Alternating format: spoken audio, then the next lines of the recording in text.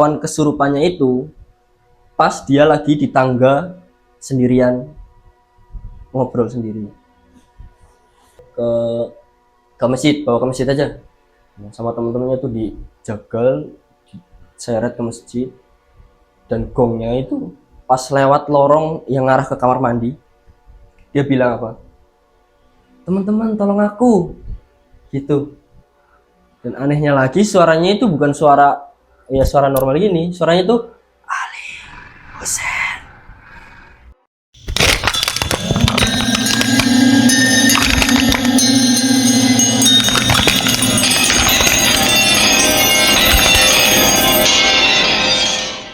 Selamat datang di podcast Malam Jemuah dengan segala misteri.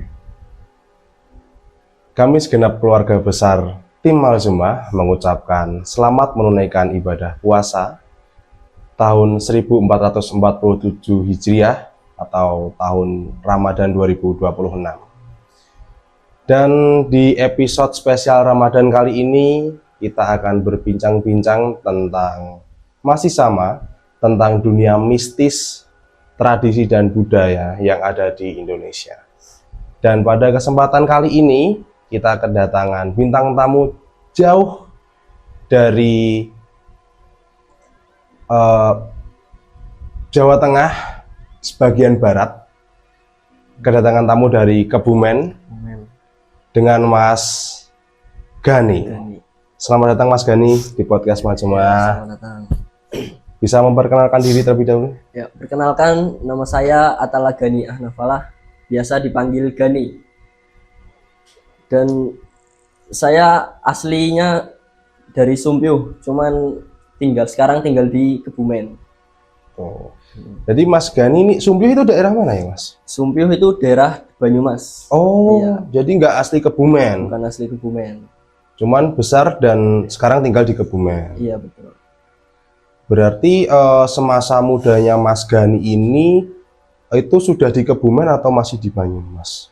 Dulu pas masih kecil, dari bayi sampai TK itu sempat tinggal di Bekasi. Terus pindah lagi ke Sumpyuh. Habis itu naik ke SD, pindah ke Kebumen. Dan Kebumen. Iya.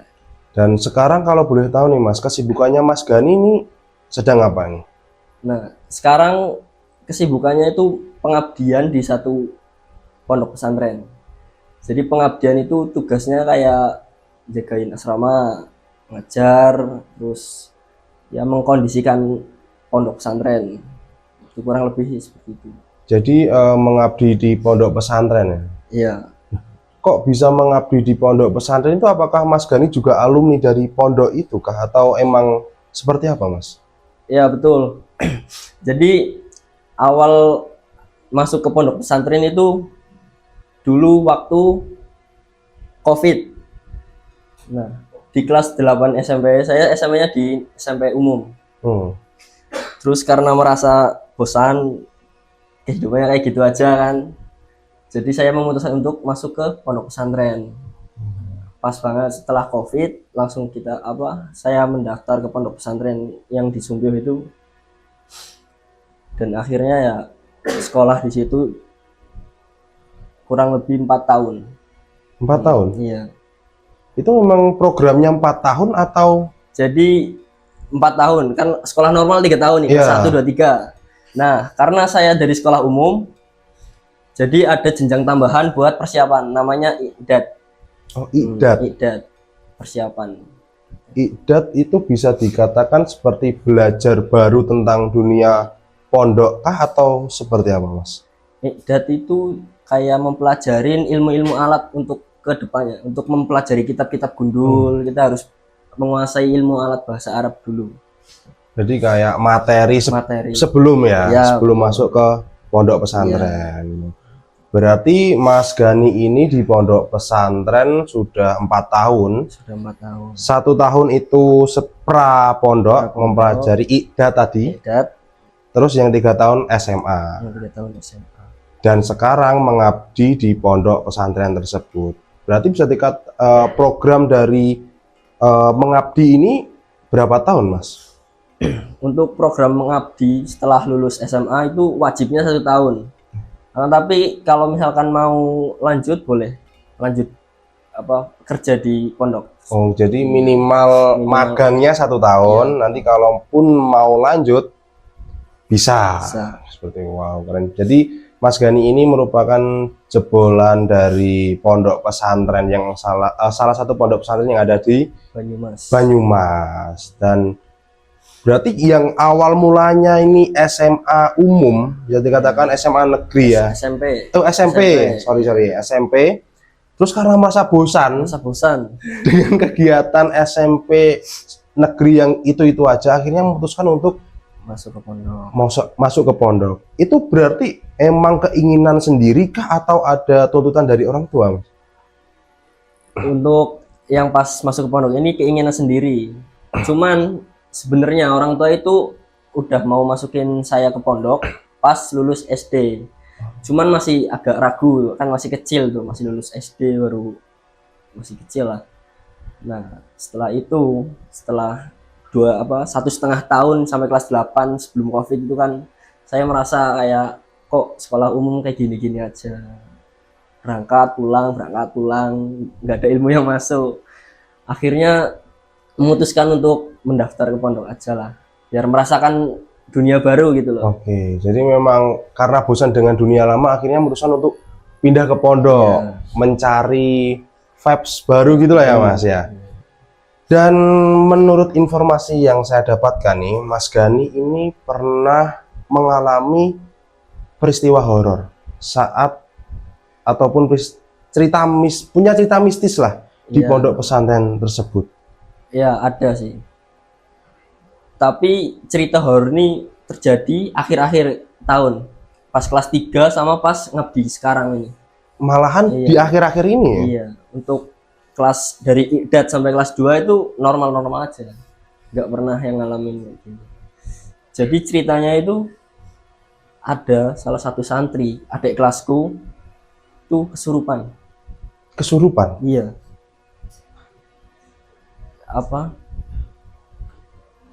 Asal mulanya santri ini yang kesurupan ini tuh ngalamun terus jarang sholat jamaah di masjid, sholatnya di asrama, terus juga jarang berangkat halakoh itu kayak hafalan Al-Quran di masjid. Ya. Nah, setelah ketahuan kesurupannya itu pas dia lagi di tangga sendirian ngobrol sendiri. Iya. Berarti itu adik kelas Mas Gani? Adik kelas, satu angkatan persis, adik kelas. Itu saat Mas Gani saat kelas 3 SMA tadi ya? Dan sebab musababnya itu karena jarang sholat jamaah, kurang pikir, terus ngalamun itu. Oh, berarti kayak menyendiri. Iya. Soalnya kalau kata orang itu kan setan atau jin itu masuk lewat mata, bisa lewat lubang-lubang yang ada di manusia, tubuh manusia. Nah, jadi kalau kita ngelamun itu tatapan kita kosong. Nah, jin bisa masuk lewat mata gitu. Oh, jadi memang dikasih tahukannya, jin itu bisa masuk melalui lubang-lubang yang ada di manusia. Bahkan kalau orang yang mengerukyah itu bisa kemasukan misal bisa diikutin sama jin yang habis dirukyah. Makanya ada salah satu cara merukyah yang orang yang kesurupan itu ditutup matanya biar nggak tatapan sama yang rukyah. Ada salah satu metode yang seperti itu. Oh, jadi memang banyak metodenya ya Mas untuk menyembuhkan kesurupan ataupun kerasukan. Kalau di pondok pesantren nyebutnya kesurupan juga. Kesurupan, kerasukan juga. Wajar maksudnya ya, bahasanya sama gitu. Dan ketika itu yang pertama kali melihat ataupun kalau adik kelas Mas Gani ini kesurupan itu siapa Mas? Jadi kejadiannya itu di hari pertama dia sedang duduk di tangga dekat gedung baru. Nah, di situ dia duduk sendirian ngelamun. Pas disamperin sama temennya, kan itu posisi mau persiapan sholat asar kalau nggak salah. Disamperin sama temennya, diajak, ayo persiapan sholat asar. Tapi dia malah langsung pergi, nggak ngomong, nggak nyapa, langsung pergi. Nah, dari sini udah mulai aneh. Terus di hari keduanya itu teman saya nemuin juga dia di tangga itu sedang ngelamun lagi. Disamperin sama teman saya, diajak kan, dibilangin dulu apa, kamu jangan ngelamun di sini, Bok, udah mau maghrib, ayo mending persiapan sholat maghrib. Langsung pergi lagi, nggak bilang apapun, nggak ngomong apapun, langsung pergi cabut. Nah, pas tahu kalau dia kesurupan itu, dari sudut pandangku nih, posisi aku tuh lagi tidur, posisi jam 9-an, jam 9 itu persiapan sholat, persiapan tidur. Nah, itu udah posisi tiduran di ranjang, kan ranjang jejeran gitu. Posisi tidur di ranjang, ada teman-temannya tuh sambil gitu. Terus udah mau mulai tidur nih, udah mau mulai lelap, tiba-tiba denger samping ranjangku bilang itu di samping ada kesurupan. Aku langsung bangun, siapa yang kesurupan? Itu di sebelah. Nah, terus kan ini samperin, teman-temanku mau nyamperin nih. Nah, karena saya kan cenderung penakut orangnya, nggak berani kan di asrama pada nonton. Ya udahlah, ikut nonton. Disamperin di asramanya. Terus asrama yang adik kelasku sama asrama aku itu sebelahan. Nah, pas disamperin itu aku lihat sendiri, lihat orangnya lagi duduk di depan lemari, duduk lesehan gitu kayak gini lah, di depan lemari. Dia kayak jinnya itu kayak bisa menyesuaikan gitu loh. Ditanyain, itu posisi udah lagi diinterogasi sama teman-temannya, lagi kayak ngecek ini jin atau bukan gitu kan. Terus ditanyain sama teman-temannya itu, ayo udah malam tidur. Dia jawab aja, enggak, aku mau ke Alfamart. Gitu kan, langsung pada Alfamart. Habis itu ini diinterogasi terus kan, kamu siapa, segala macam, sambil ada yang lapor ke pengasuhnya, suruh ngoling ustadz ya, suruh ngerukyah. Sambil nungguin ustadz datang tuh, dia pokoknya kayak jinnya itu kayak menyesuaikan karakter yang orangnya ini yang kesurupan. Jadi dia kayak lagi nyari identitas orang yang kesurupan gitu loh. Saya ini siapa sih ya, saya kedudukannya apa di santri sini gitu. Jadi pas dia kayak udah ayo tidur, dia dia pura-pura keranjang gitu kan, tiduran. Tapi dia nggak tidur, cuma tiduran sambil mainan tangan, ngobrol gitu. Nah, itu ada teman saya, salah satu teman saya, dia orangnya agak konyol lah, bisa dibilang konyol ya. Dia ngobrol sama,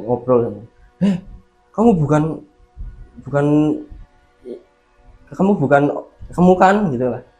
Terus dia nggak jawab apa sih, cuma apaan sih lah gitu doang. Terus udah pokoknya kasih pertanyaan terus bertubi-tubi, tapi dia jawab kesana kesini nggak jelas. Yeah. Nah, setelah itu tiba-tiba dia tuh berdiri, turun ke tangga lah, mau ke tangga lagi yang tempat dia ngalamun, mau ke situ kan. Setelah itu kan pada ngikutin dari belakang, pas banget ustadznya udah mau datang nih. Akhirnya sama pengasuhnya suruh ke masjid, bawa ke masjid aja. Sama temen-temennya tuh dijagal, diseret ke masjid. Dan gongnya itu pas lewat lorong yang ngarah ke kamar mandi, dia bilang teman-teman tolong aku gitu. Jadi secara tidak langsung itu jinnya itu masih anak kecil. Oh, kayak berbeda-beda. Iya. Jadi jinnya itu kayak anak kecil gitu loh, teman-teman tolong aku. Nah, kok dia nyebut teman-teman, Padahal berarti kan banyak di situ kan. Iya. Nah itu juga langsung pada kaget. Hah, teman-teman, berarti banyak dong. Terus sambil langsung diseret, dia berontak segala macam. Awas aku mau sama teman-teman. Akhirnya dibopong rame-rame karena badannya kan agak besar nih. Dibopong rame-rame dibawa ke masjid. Nah di masjid udah mulai ya, suruh apa? Ustadznya itu udah nyiapin daun bidara sama air yang dibacain Al-Quran lah, air ruqyah. Nah setelah itu kan dibacain doa-doa ruqyah, terus sambil disuruh minum air bidaranya, terus diciprat-cipratin. Reaksi jinnya tuh, reaksi orangnya ini yang kesurupan tuh muntah-muntah buih putih. Wah, gitu. Muntah buih putih. Nah, sambil ditanyain kan, kamu udah sadar? Belum, ternyata masih muntah-muntah. Dibacain lagi ruqyah segala macem. Nah, pada akhirnya dia kayak bengong, kayak langsung linglung gitu. Ngeliat samping kok banyak orang ya kan. Mungkin dia sadar kan, ini apa jangan-jangan saya kesurupan. Nah, habis itu kan sama ustadznya, udah sana yang lain ke kamar tidur. Kamu wudhu dulu sana. Si orangnya ini suruh wudhu. Dia ke tempat wudhu masjid, dia wudhu di situ. Habis itu ke kamar lagi tidur segala macam. Dan ternyata pas dia udah di kamar, dia masih mainan tangan sama ngobrol sendiri. Masih kesurupan lagi? Iya. Jadi jinnya itu kayak pura-pura sadar, pura-pura keluar. Iya. Padahal ternyata masih di dalam. Dan pagi-pagi harinya kan KBM biasa nih. Ya, santri pada pagi bangun, terus mandi, sarapan, terus jadwal buku pelajaran segala macam. Nah, anaknya ini yang kesurupan masih tiduran aja. Terus kan yang lain udah pada ke kelas, dia masih di asrama. Nah di asrama tiduran. Nah pas waktu istirahat tuh aku tuh pergi ke asramaku. Nah kan karena saya kelas 3 sanawi kadang agak bebas. Sebenarnya santri itu kalau istirahat nggak boleh ke asrama, cuman karena 3 sanawi kan senior, bebas lah. Tuh ke asrama kan sama teman-teman. Nah si santri pengabdian yang kelasku dulu itu ngecek, ternyata reaksi lagi. Nah, kesurupan lagi. Nah saya kan dari asrama samping denger masukkan lagi. Nah, akhirnya ikut lihat lagi lah. Nah di sini karena yang lain tuh teman-temannya dia kan lagi pada KBM, lagi pada istirahat nggak boleh masuk asrama. Cuma ada beberapa santri 3 sanawi. Jadi mau nggak mau pas lagi di ruqyah sama pengabdian ini kan reaksi kan brutal gitu. Kita ikut jagal.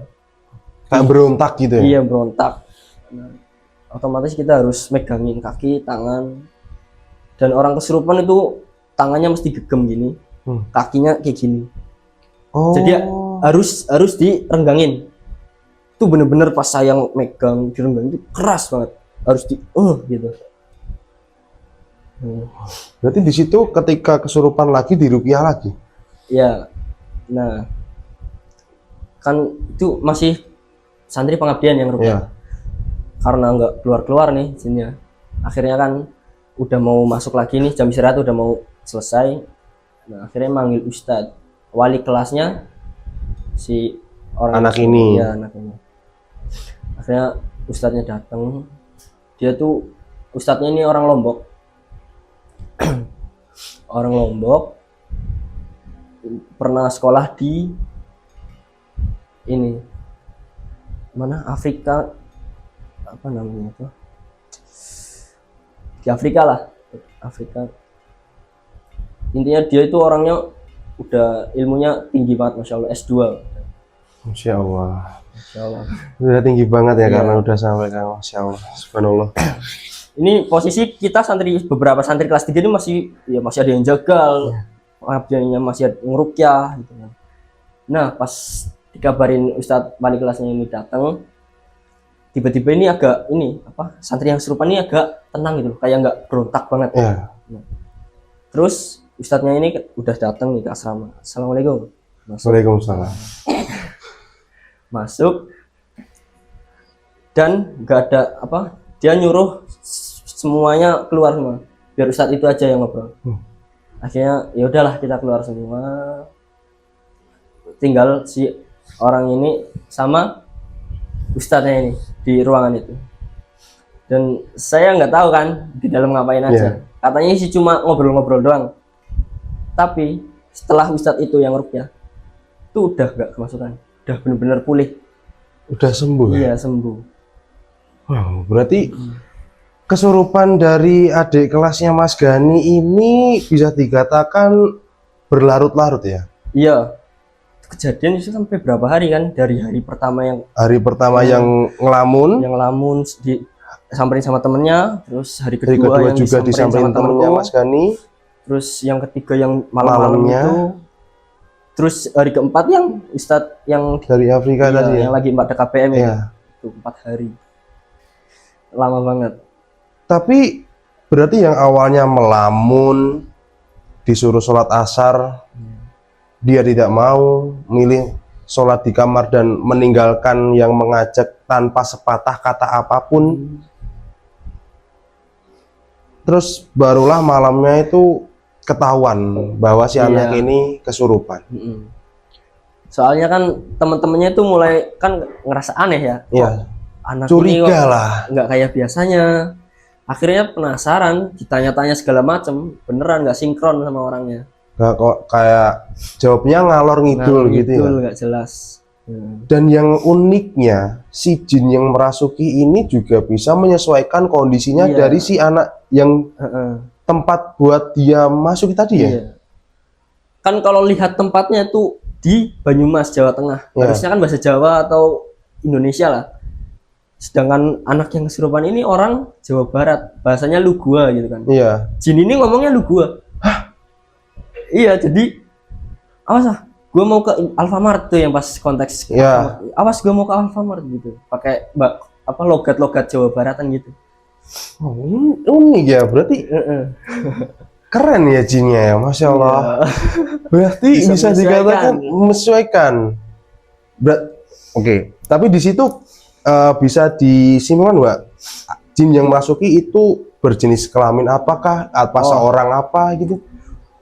Untuk yang pertama ini ya, yang kerasukan ini, itu apa ya, kayak kita nih yang ikut jagal, ikut grupnya tuh curiganya sih cewek masih umuran ya masih kecil. Soalnya dia nyebut temen-temen, terus ceweknya itu dia ini, jadi cerita yang pas saya mau tidur tuh persiapan malam, terus tahu karena ada kabar kesurupan, ternyata sebelumnya itu dia apa ketawa ala-ala kuntilanak gitu, dan suaranya tuh nggak masuk akal sama anaknya. Gak beda dari suara aslinya. Nggak mungkin dia bisa suara kayak gitu, tapi dia suaranya kayak gitu. Wow.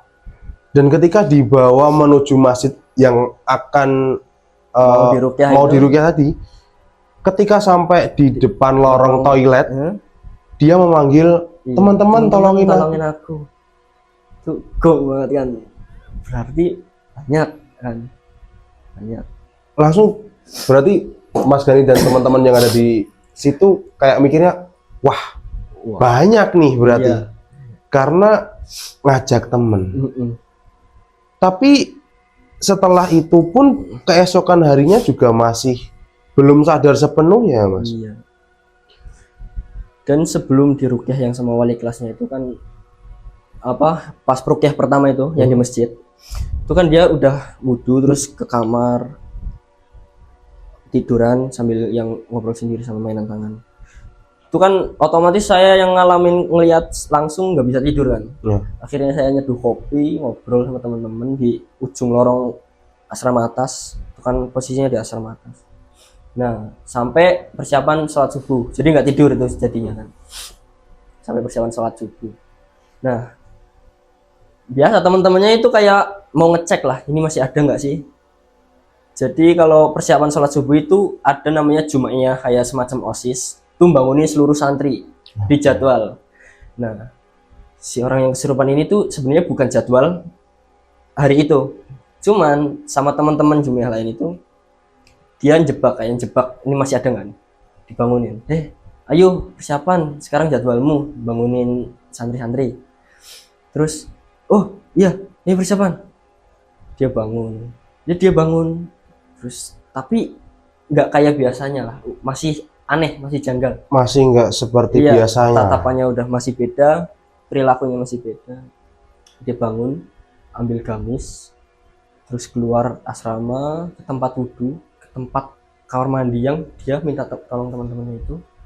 Nah, itu kan saya posisi di balkon lorong atas itu, melihat tempat wudhu di bawahan, ngeliatin dia wudhu bener, urutannya bener, terus pakai gamis. Memang kadang-kadang itu kayak hawanya pun juga sama ya Mas ya, Iya. kalau menceritakan itu ya. Iya, Masih terbawa. terbawa, jadi kayak ngalamin lagi gitu kan, Iya. Berarti di situ posisinya kesurupan berhari-hari ya. hari-hari. Bisa dikatakan seperti itu ya Mas. Iya, 4 hari lah. Dan setelah diruqyah sama ustadz yang terakhir tadi udah sembuh sepenuhnya. Sembuh sepenuhnya. Udah habis itu dia langsung kayak sholatnya nggak telat di masjid, terus halakohnya juga nggak pernah bolos. Terus ini jadi dia tuh jadi rajin lah. Kayak mungkin ngerasa ya, astagfirullah kok bisa kan maksudnya. Iya. Tapi sempat nggak ketika setelah sadar nih teman-temannya ataupun kakak kelasnya ataupun siapalah itu bertanya ke anak tersebut apa yang sebenarnya dia alami itu? Nah, iya, ini ada kan dia juga bingung kan apa yang terjadi sama saya kan. Terus tanya nih ke temennya, itu saya diceritain sama teman-temannya dia. Apa? Jadi teman-temannya tuh nanyain kan. Enggak, yang serupannya ditanya ke teman-temannya. Terus ada apa sih kok tiba-tiba kayak gini ya, kayak aneh semuanya ya. Emang kamu terakhir kali tuh ngerasanya ngapain? Terakhir sekali saya tidur kok, bangun-bangun udah kayak aneh gitu. Berarti kan selama 4 hari dia kayaknya nggak nyadar. Oke, wow. Itu bener-bener sih. Berarti dia sadar terakhir kali tuh ketika dia tidur. Dia Iya. rasanya dia tidur. Dia tidur sebelum ngalamin itu. Iya. Iya, mungkin kerasanya pas itu. Tapi selama kesurupan 4 hari ini dia ngerasa kayak dia makan Itu nggak makan. nggak makan. Nggak makan. Ya, dia kan posisi kan dilayani kayak orang sakit ya, kan di asrama terus kan. Nah, jadi kalau ada orang sakit kan yang jadwal piket suruh ngambilin makan. Diambilin makan. Paling makan cuma sendok 2 sendok terus udah. Ini gitu doang. Dan yang lebih anehnya lagi ketika dia tertawa persis seperti kuntilanak. Iya. Padahal kalau dibayangkan postur tubuhnya tadi agak besar dan nggak mungkin. Nggak mungkin suara cowok gitu kan, kayak ngikik kuntilanak ala cewek gitu. Wow. Nggak bisa dibayangin. Tadi sempat dia ketika dibangunin untuk jadwal piket pun juga ayo aja, padahal ayo. itu jebakan ya Mas? Iya, jebakan. Orang pas masih kesurupan itu entah pas lagi hari keberapanya lah. Terus sama temen saya yang konyol itu emang dijebak-jebak pertanyaan. Kayak misalkan dia itu di organisasi OSIS itu kan bagian ibadah kalau nggak salah, bagian ibadah. Nah, terus dia temen konyol saya itu kan nanya-nanyain, ayo persiapan, kamu ketua OSIS. Oh iya lah. Gitu. Kayak iya aja. Iya aja jawabnya. Padahal kan bohong. Dia bukan. Wow, tapi berarti itu memang yang jadwal membangun itu memang setiap harinya kah atau ketika waktu-waktu tertentu seperti bulan Ramadan aja ataupun saat-saat tertentu atau setiap harinya Mas? Setiap hari setiap hari sholat asar sama subuh itu kan jam-jam setelah tidur kan. Iya. Ya. Subuh kan tidur malam, kalau asar itu kan ada jam tidur siang, jadi harus dibangunin juga. Ada jam tidur siang iya, juga? Ada jam tidur siang. Berarti terjadwal ya, bisa dikatakan bagus berarti manage waktunya ya. Dan pihak pondok pun juga menyadari kalau waktunya istirahat itu juga Iya. kayak tertata lah. Kan kadang juga ada beberapa pondok yang tidak memperhatikan santri-santrinya juga kan, yang kayak bebas saja gitu kan. Berarti itu tadi merupakan kegiatan hari-harinya. Nah, ini kan kita bulan Ramadan nih Mas. Iya. Mau tanya dong, kalau kegiatan bulan Ramadan di pondok pesantren itu apakah berbeda dengan hari-hari biasanya atau Iya. sama aja Mas? Tentunya berbeda ya. Karena di hari-hari biasa itu makan kan 3 kali. Ya, Pagi, siang, malam. Sedangkan bulan puasa kan puasa siang nggak makan. Terus juga makan paginya itu bukan jam-jam sarapan, pas sahur. Jadi kegiatan rutin perharinya setiap harinya tuh kita dari hari pertama puasa nih teraweh kan, malamnya teraweh. Terus kita tidur. Nah, untuk sahur nanti sama kayak OSIS, nanti bangunin sahur di jam sebelum imsak itulah. Bangun ya gitu, santri pada ngantri yang ambil makan prasmanan gitu ya. Terus setelah sahur nanti kita nunggu azan di masjid sambil baca Al-Quran. Soalnya di pondok kita tuh kalau bulan Ramadan itu ada kayak, bukan lomba sih sebenarnya, kayak apresiasi sama yang paling banyak khatam. Subhanallah, Masya Allah. Berarti memang itu kegiatan agenda tiap bulan Ramadan, ada apresiasi untuk yang hafalan terbanyak. Bukan hafalan sih, khatam terbanyak. Khatam. Satu Al-Quran ya, khatam terbanyak. Terbanyak bisa sampai berapa? Ada yang berapa kali khatam, Mas? Itu pas itu ada anak SD Ya. sampai kurang lebih 9 apa 8 kali khatam. 9 kali khatam. Iya. Satu bulan. Wow, subhanallah. Masya Allah. Berarti memang keren-keren ya anak pondok. Kegiatan, salah satu kegiatan di bulan Ramadan. Berarti agenda tiap kali bulan Ramadan. Ya, tadi lanjut kan setelah sahur kita nunggu di masjid sambil baca Al-Quran. Habis itu kan kumandang azan subuh, kita sholat subuh. Habis sholat subuh itu seperti biasa, hari-hari biasa selain Ramadan tuh kalau habis subuh halakoh hafalan. Oh, hafalan Quran. Nah, habis hafalan baru kita aktivitas kayak MCK, yang mau nyuci, yang mau mandi, yang mau olahraga pagi gitu kan.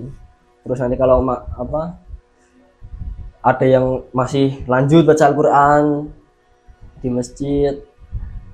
Nah, udah itu setelah itu nanti masuk ke kelas KBM normal biasa sampai zuhur, biasanya sampai zuhur, nanti sholat jamaah zuhur.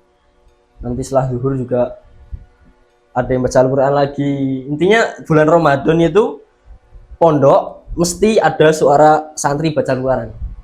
Setiap waktunya, setiap waktu kosong pasti ada suara. Berlomba-lomba mencari pahala ya. Masya Allah. Masya Allah. Berarti memang wow, keren banget sih Mas. Memang sangat apresiasi untuk teman-teman pondok ini karena memang ya setelah baca Quran itu buka bersama juga nggak Mas?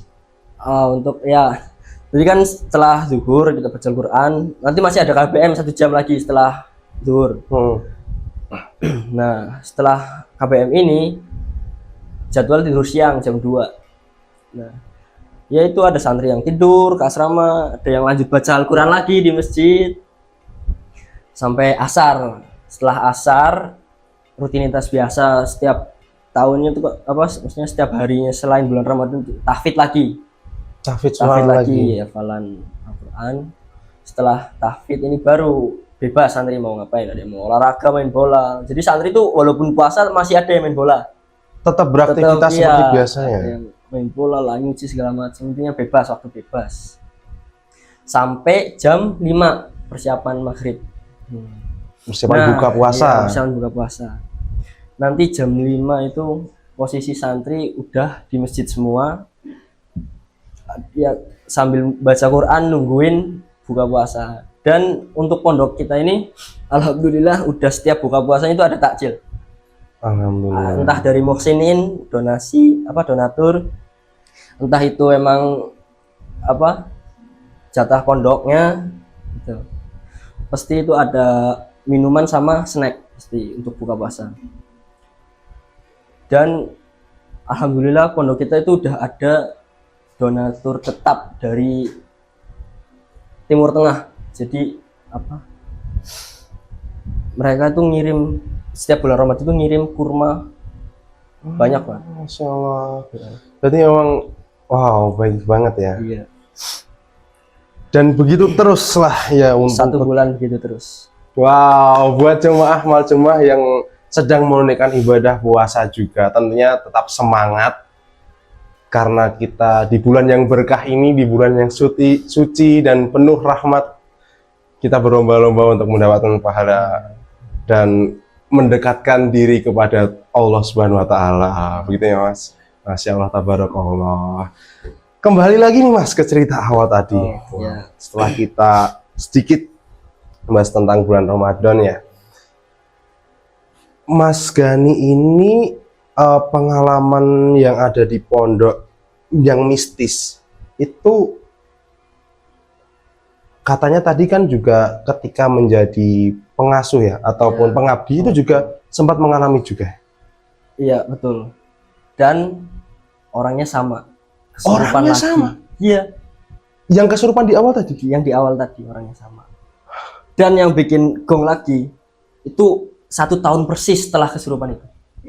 Hah? Iya, jadi yang pas saya kelas 3 ini itu kalau nggak salah di bulan September apa Oktober gitu. Nah, di tahun yang pas saya pengabdian di bulan Oktober kalau nggak September lagi. Kayak terulang lagi. Iya, betul. Dan apakah kejadiannya juga sama seperti yang di awal tadi, Mas?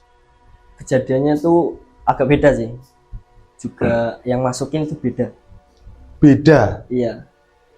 Kenapa tahu beda? Soalnya gini. Yang pertama itu kan kayak apa? Identitasnya tuh kayak anak-anak, Ya. terus cewek itu kan.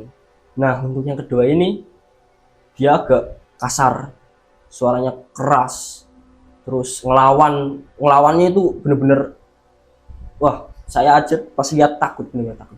Nggak kayak yang pas pertama. Yang pertama itu masih bisa diledek-ledekin, yang kedua ini nggak bisa sama sekali. Keras banget. Ya? Keras. Dan itu pun penanganan ketika kesurupannya seperti apa, Mas? Dirukyah lagi kah atau? Udah lagi. Jadi ceritanya awal yang kedua ini, awalnya seperti ini. Kan saya lagi ada di asrama yang saya ampuh, gitu kan. Asrama 2. Nah, saya dikabarin sama temen yang konyol saya ini kan. Dia ngabarin, tuh si dia kesurupan lagi. Ayo ikut bantu kan. Oh, ayo. Aku masuk ke asramanya dia lagi tiduran biasa kan. Terus pas tanyain, ini beneran apa emang? Iya. Pas tanyain ke teman-temannya, iya, tadi udah aneh lagi. Nah, terus pas saya sama temen keluarga saya ini kan coba bangunin lah, dia lagi tidur, bangunin. Bangun, udah tiduran dari pagi kan, bangun. Dia langsung nendang, awas, gitu, nendang. Iya, terus kan saya kaget banget, ih ini kok keras banget ya. Nah, terus kan si teman keluarga saya agak takut mundur. Saya kan walaupun agak cemen ya, cuman penasaran, saya deketin kan. Dia posisinya tidur, misalnya tiduran sini, saya ke kepalanya gitu kan. Bangun. Ayo bangun. Dia langsung spontan berdiri duduk. Kenceng banget. Terus kan saya langsung cemen kan, ya, kaget lari saya lari. Oh, itu kan teriak. Habis itu dia langsung kan liatin gitu. Ngeliatin aku lari gitu kan. Terus aku langsung betan di belakang teman-teman kan. Nah, habis itu salah satu temannya dia ada yang manggil pengabdian yang rukyah yang pertama, cuman dia posisinya udah jadi lanjut ngabdi itulah. Dia udah ngabdi cuman lanjut lagi di situ, dipanggil lagi tuh kan. Habis itu teman-temannya ada yang suruh ngambil daun bidara, terus sama air dibacain Al-Quran. Nah, habis itu. Nah, sebelum si apa yang pengurus ini, ya bilang aja pengurus lah ya, pengurus ini datang, yang mau ngerukyah ini datang, itu kan sempat kok di videoin. Jadi kita apa ya, kayak ya masih penasaran gitu kan, namanya aneh, janggal, kita ledek-ledekin, kamu siapa sih? Dia bener-bener kayak tatapannya tuh gitulah, kayak tajam banget. Iya, tajam. Terus mukanya marah, intinya wah ngeri banget sih. Nah, setelah yang mau ngerukyah ini datang, yang terus mulai nih kan, udah dibacain apa, airnya udah dibacain, udah ada daun bidaranya, sama si yang ini udah diciprat-cipratin. Keluar, langsung aja gitu aja kan, spon. Keluar, jangan ganggu, keluar. Dia langsung kayak wah, berontak lagi. Iya. Bang, sekarang nyerang bang, jadi bang.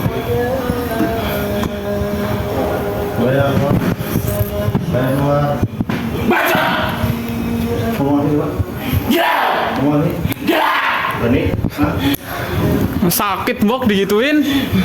Oh jatuh gelebak. Keluar enggak? Ya. Keluar. Keluar. Aduh. Tenangin untuk anjing. Keluar enggak? Rasa cok. Kencang. Keluar. Ada bantal sampingnya lempar, awas gitu. Nah, terus dia nendang ranjang, terus cipratinya semakin kayak lebih deket gitu, cipret ke mukanya. Terus dia langsung frontal gitu, nendangin ranjang sampai ranjangnya gerak. Nah, pas mau dideketin lagi sama yang rukyah ini, deket-deketin terus, pokoknya diciprat-cipratin terus, dia mundur sampai tembok, mentok ranjang tembok gitu. Terus dia tetap nendangin ranjangnya akhirnya yang kalah, ranjangnya geser, dia jatuh ke bawah. Nah, masih tuh disembur-semburin, keluar, jangan ganggu di sini. Terus masih berontak lagi, tendang ranjangnya sampai kontal ada sekitar 2 meter, wah gitu kan. Geser ranjang. 2 meter, ditendang doang, ser, gitu. Nah, habis itu si yang kesurupan ini berdiri kan udah panik ya. Ini beda nih dari yang tahun kemarin, agak agresif. Akhirnya kan berdiri, yang ngerukyah ini juga guda-guda kan, ancang-ancang mau ngapain nih kan, berdiri sambil tetap diciprat-cipratin, jangan ganggu di sini, keluar. Akhirnya yang kesurupan ini maju kayak mau mukul gini lah, wah gitu kan, mau nyinggirin airnya. Terus ada gelas dilempar lah segala macam. Akhirnya terus udah cocok lah, kayak apa, udah gini terus kan. Akhirnya sama yang rukyah ini dibanting, biar tiduran lah. Pas dibanting tuh langsung kan jagal-jagal, ada yang megangin tangan, kaki, sama masih kayak gini, harus diregangin. Itu keras sih.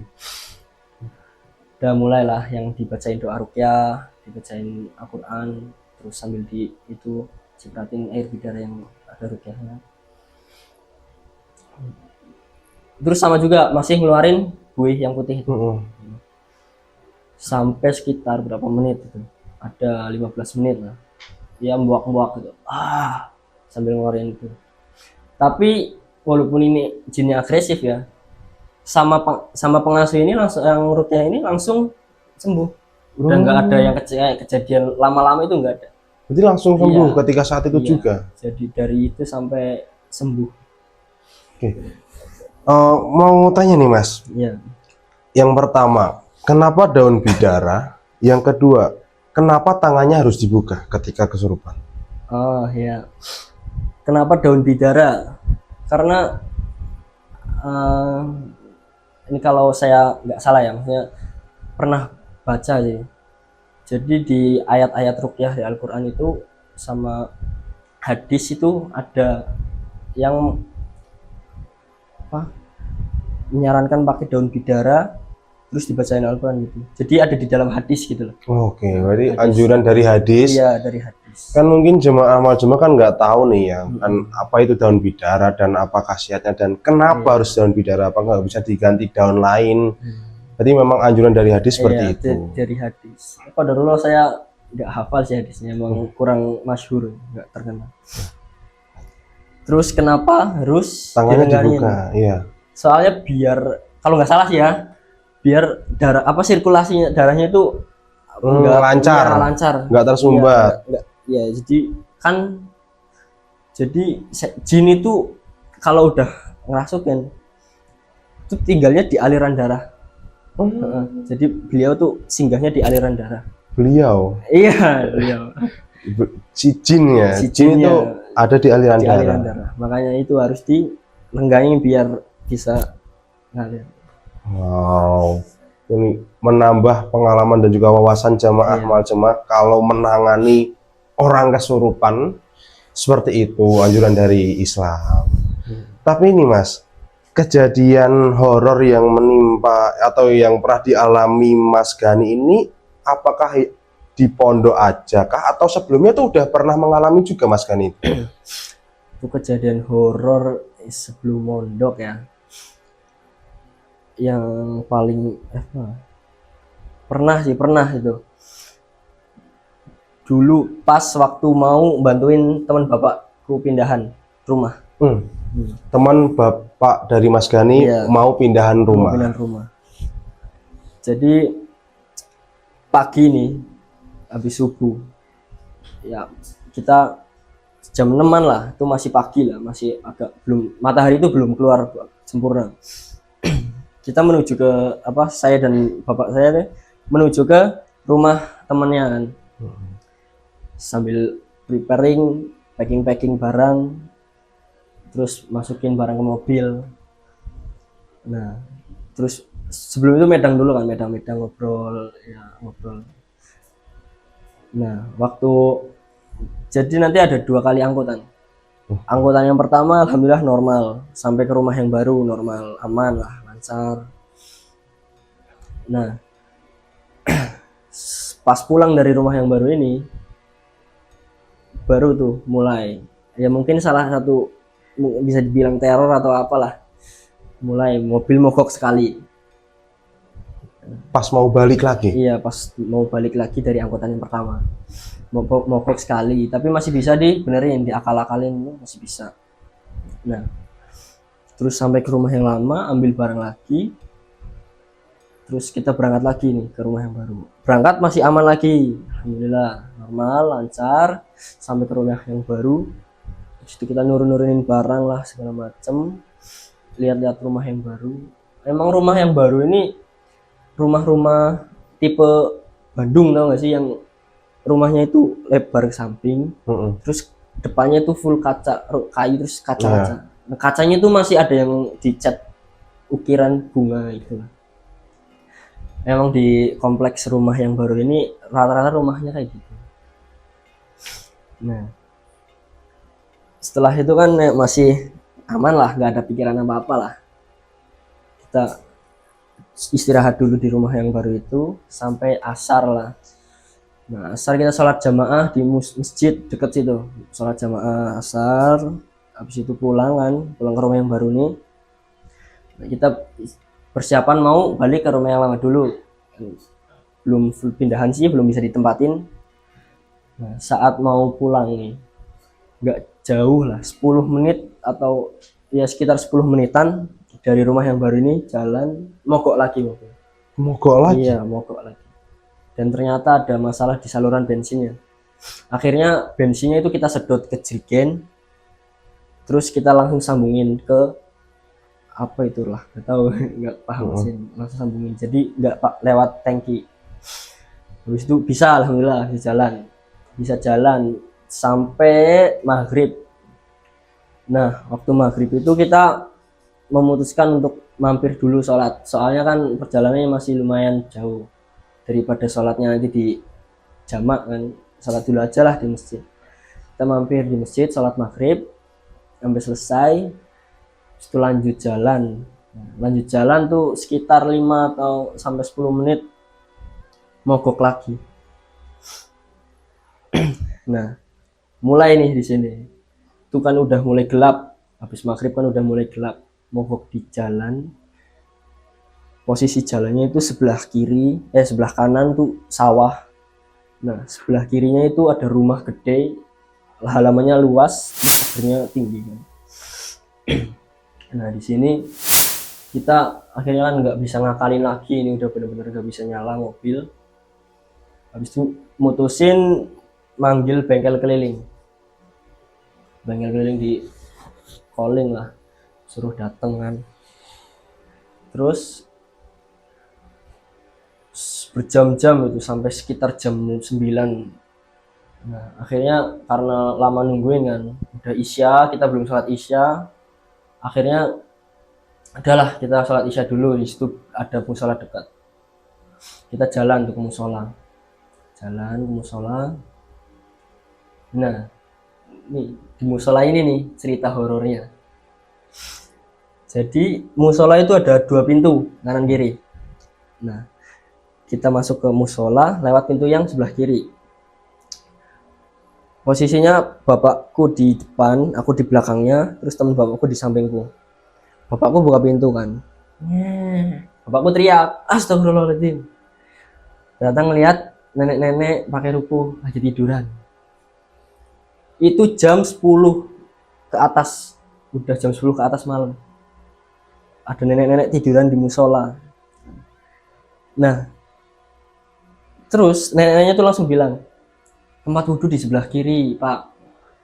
"Oh, iya, Mbah." Dan akhirnya kita wudhu, terus masuk ke pintu yang sebelah kanan, soalnya kan yang kiri buat cewek ya. Kita masuk ke yang kanan, sholat, terus kita istirahat sambil ngecas handphone. Nah, pas istirahat itu ada gerombolan anjing lewat bolak-balik di depan musola. Gerombolan anjing. Gerombolan, jadi bukan satu anjing itu, gerombolan ada 4-5 lewat depan masjid, depan musola, bola-balik. Terus kan, ini anjing ya malam-malam gitu kan, kok ada anjing malam-malam. Terus udahlah, biasa digubri kan, kita ngobrol sambil istirahat. Dan tiba-tiba dari sebelah itu yang tempat cewek ada suara kayak nyebut-nyebut Ali, Husen, Hasan, terus apalah, nggak terlalu jelas suaranya. Dan anehnya lagi, suaranya itu bukan suara normal gini, suaranya itu Ali, Husen. Nah, spontan kita kan langsung merinding, langsung kaget, bener-bener shock. Ini nenek-nenek ngapain malam-malam kok kayak gini? Akhirnya kita mutusin buat udah kita ke mobil aja lah, jangan di sini, ngeri. Terus kita cabut kan, handphonenya cabut ke mobil. Nah, di mobil itu ternyata bener, di depan mobil tuh ada gerombolan anjing. Ya sekitar ada 5 lebih lah. 5 lebih anjing. Anjing. Gonggong. Iya, nggak tahu liar, nggak tahu ada yang punya, tapi gonggong. Go. Kan ini kayak diteror seharian jadinya kan. Sampailah jam 12 tuh bengkel kelilingnya datang. Nah, bengkel kelilingnya datang, mobilnya diotak-atik segala macem. Alhamdulillah, jadi itu di situ udah mulai agak lega. Iya, lega, udah bisa pulang. Pulang lah perjalanan dan di sini ternyata belum selesai. Setelah setengah jam itu kita jalan dan akhirnya mogok lagi. Bener-bener itu 1 hari dari pagi sampai pagi itu ada aja yang enggak jelas. Dan karena bengkelnya itu kan udah maksudnya nggak enak lah ya manggil lagi kan. Akhirnya udahlah manggil temen yang di rumah lama. Soalnya kan udah agak deket lah. Manggil temen suruh derek pakai mobil akhirnya. Dan sampai itu udah kita diderek sampailah rumah lama itu. Sampai rumah lama itu kayak rasanya udah plong banget gitu. Kayak hari itu tuh kayak ngerasain syuting film horor akhirnya. Kayak lama banget Iya, dan penuh kayak- teror ya. Bener-bener keteror asli. Wow, berarti memang teror, bisa dikatakan teror dimulai ketika pulang dari rumah yang baru. Iya. Ketika pindahan rumah dari tempat lama ke tempat baru, dari tempat baru inilah teror itu mulai. Mobil mogok, dan itu terus berulang kali. Berarti itu yang ikut pindahan itu berapa orang, Mas? Untuk yang ikut pindahan itu ada aku, bapakku, temannya bapakku, istrinya, sama saudaranya teman bapakku. Oke, berarti orang 5. Iya. Dan di situ pun juga mengalami itu nenek-nenek di masjid tuh ngapain, pertanyaan? Ya itu juga nggak tahu sih, sebenarnya kaget juga ya. Malam-malam masjidnya musolanya tuh juga kayak kelihatan serem gitu loh, gelap, kecil, karodinya kumuh. Itu bisa dikatakan kayak merapalkan mantra nggak Iya, sih? bisa jadi. Kayak mungkin mungkin lagi ritual mungkin. Ritual. Iya, Berarti memang di situ pun juga ada anjing-anjing yang anjing-anjing. ngumpul, entah Iya. kenapa. Ya entah itu bagian teror atau emang biasa di desa situ ada anjing gerombol malam-malam gitu. Ya belum tahu juga. Oke, Mas Gani, terima kasih banyak untuk cerita dan juga pengalamannya yang telah disampaikan ke jamaah Amal Jemaah dimanapun jemaah berada. Mungkin dari Mas Gani kan banyak nih cerita dari pondok pesantrennya ataupun pengalaman pribadi Mas Gani. Mas Gani akan mungkin mau menyampaikan pesan ke jemaah Amal Jemaah. Ya dari cerita sekian cerita tadi tentang pondok pesantrennya ada anak kesurupan, itu kita jangan langsung ngecap pondok pesantren itu serem ya. Soalnya di balik kejadian itu tuh sebenarnya pondok pesantren itu seru. Bukan hanya jangan hanya lihat satu sisi doang. Karena banyak santri baru yang awal mereka berangkat tuh nangis-nangis, nggak betah. Akhirnya mereka malah nggak mau pulang, terus pengen di pondok terus gitu. Jadi dari cerita tadi itu jangan ambil kesimpulan bahwa pondok pesantren itu serem. Udah. Iya. Ada lagi mau disampaikan, Mas? Apa ya? Ini karena ini bulan Ramadan mungkin. Oh iya. Untuk para jamaah malam Jumat, karena di bulan Ramadan itu pahala dilipat gandakan. Kita sebagaimana seorang muslim berlomba-lomba dalam kebaikan. Kita perbanyaklah ibadah di dalam bulan Ramadan. Ya karena di bulan Ramadan itu salah satu bulan mulia dalam bulan-bulan Islam. Ya itu sih. Udah, oke. Mungkin sedikit doa untuk Amal Jemaah, Mas, agar lancar nih ke depannya. Oh, ya. Ini dikat dulu bisa kan? Bisa. Doanya apa ya? Pakai bahasa Indonesia aja gitu. terserah. Doa ada doanya juga. Doa. Doa Mas untuk tim Amal Jemaah kita nih, Benar. agar berkah ataupun agar lancar usahanya kita.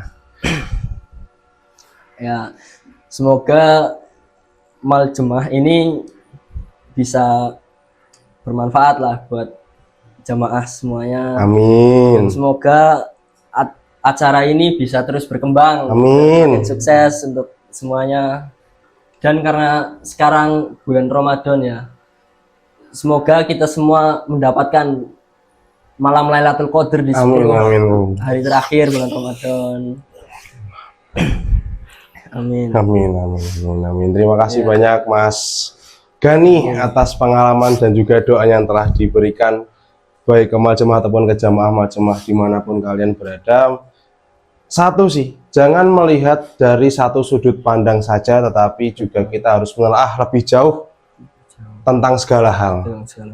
Jangan karena katanya kita bisa memvalidasi hal tersebut.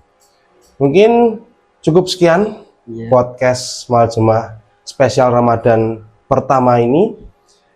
Dan jangan lupa untuk terus ikuti kami di IG @maljemaah, di TikTok juga Maljemaah. Serta jangan lupa like, subscribe, komen, dan juga share di YouTube kami Maljemaah. Mungkin Mas Gani juga ada media sosial? Saya punya akun Instagram @atalagani_ahnafalah, nama lengkap saya. Terus juga TikTok @ngato. Oh, Ya, itu. oke. Akun media sosial. Amin.